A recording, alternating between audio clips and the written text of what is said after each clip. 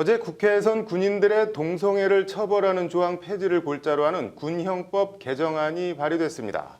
이슈플러스, 오늘은 군인의 성적 자기결정권 얘기를 좀 해보겠습니다. 김효정 기자 나와 있습니다. 김 기자, 그저께죠. 전역을 일주일 앞둔 육군 대위가 동성애를 했다는 이유로 해서 징역 6개월을 선고받았다고 하는데 이 얘기부터 좀 해주시죠.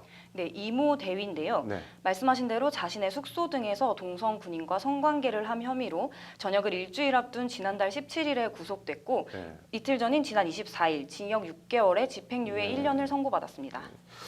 부대 안에서 동성애를 한 것도 아니고 자기 집에서 동성애를 했는데 군 당국이 이 사실을 어떻게 알게 된 건가요? 네, 얼마 전 SNS에 군인의 동성연애 관련 사진이 올라와서 군 네. 당국이 발칵 뒤집혔는데요. 네. 육군 중앙수사단이 수사를 하다가 이 대위가 체포된 겁니다.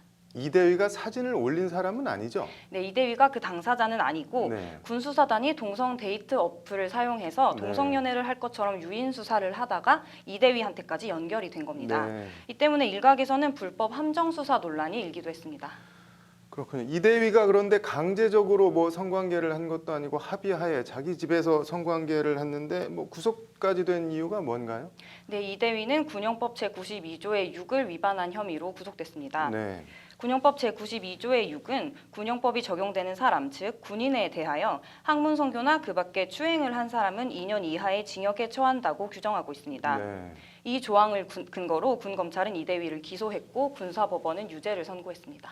뭐 군인이라는 신분상 특성이 있긴 하지만 어쨌든 뭐 성적 자기 결정권 침해 뭐 이런 논란이 나올 수도 있겠네요. 예, 인권단체들은 이 조항이 특정 성행위를 추행으로 규정하고 처벌해서 동성애를 범죄화하고 네. 동성애자를 색출하기 위한 조항이라고 비판하고 있습니다. 네. 관련해서 2012년에 유엔 국가별 정례 인권 검토에서 그 해당 조항의 폐지 권고를 받았고요. 2015년 11월에도 유엔 자유권 규약위원회에서 이 조항의 폐지를 권고한 바 있습니다. 네.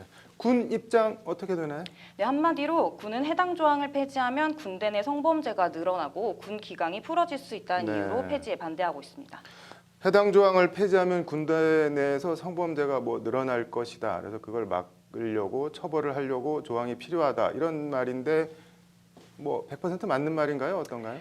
글쎄요, 해당 조항이 폐지가 되더라도 네. 군 내 성범죄를 처벌할 수 있는 조항은 있습니다. 네. 군형법 제92조는 폭행이나 협박으로 군인을 강간한 사람은 5년 이상의 유기징역에 처한다고 규정하고 있고 네. 그 외에도 유사 강간이나 강제추행 등에 대한 규정을 두고 있습니다. 네. 따라서 해당 조항이 없어도 군대 내 성폭력을 처벌할 법적 근거는 충분한 겁니다. 그럼 뭐 결론적으로 이러니 저러니 해도 군인들 동성애는 안 된다. 뭐 이런 거네요.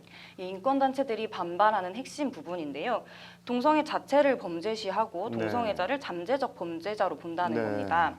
관련해서 정의당 김종대 의원의 대표 발의로 어제 군형법 제92조의 6을 삭제하는 군형법 일부 개정 법률안이 발의됐는데요. 네.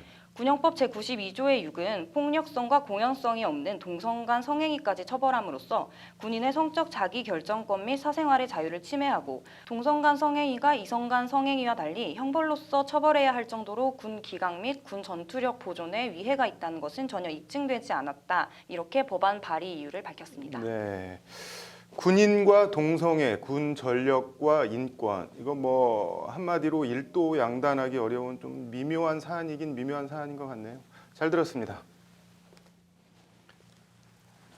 이슈플러스 김효정 기자였습니다.